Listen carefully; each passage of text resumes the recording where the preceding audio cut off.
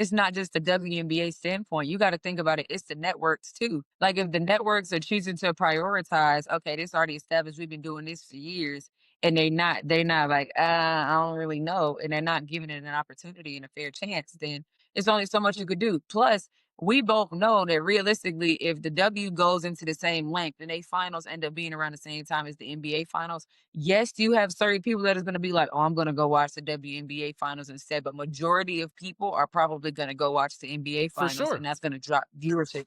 That's what, but that's another one of my points is if it's the same struggle both ways, because both ways it goes, you're having people's attention getting taken away because motherfuckers really aren't watching the WA finals right now. The WNBA finals are kind of not, I don't want to say dead, but like it's not as many people tapped in as it should be, for real, for real. Like I could just sit here and call a spade on that shit. 'Cause NBA nigga, NBA preseason, Steph Curry in the preseason, Zion Williamson in the preseason, LeBron James in the preseason is all getting more attention than a WNBA finals game, gang. Like, But look at the But you, outside attention that's garnishing that attention that they're getting too. Like, so you had Bronny's birthday that just passed. LeBron coming out in an interview saying that he wasn't going to be waiting for Bryce. Zion Williamson just lost a whole bunch of weight, and Steph Curry's wife is talking about she wish she would have chose her career. but So that's what all I'm of those saying. things factor into. But all of those things factor into the viewership and the watching for the NBA. However, on the WNBA side, women can't come forward and be like, oh yeah, like I wish I would have chose my career, or my husband did this, or look at me, I lost 20 pounds, because it's going to turn into a different conversation. It's not going to be taken serious on the same level. Yes, It's going to distract from the you versus and like focus on individualized but players rather than bringing attention those back. distractions are what you need in the beginning to boost that league into the limelight, that league into the viewership. Part of the reason that the NBA gets so much domination in the media is because of how dramatic this shit really be. You seen this nigga LeBron literally just did a whole The Decision Part 2 to announce a Hennessy collab. Gang, you're playing. But all of that shit, him doing that commercial made motherfuckers buy Lakers tickets so crazy that there's literally a guy trying to sue LeBron right now for buying 2 tickets to the last Lakers game because he announced The Decision Part 2, and bro thought it was gonna be a retirement speech when it was really a Henny collab.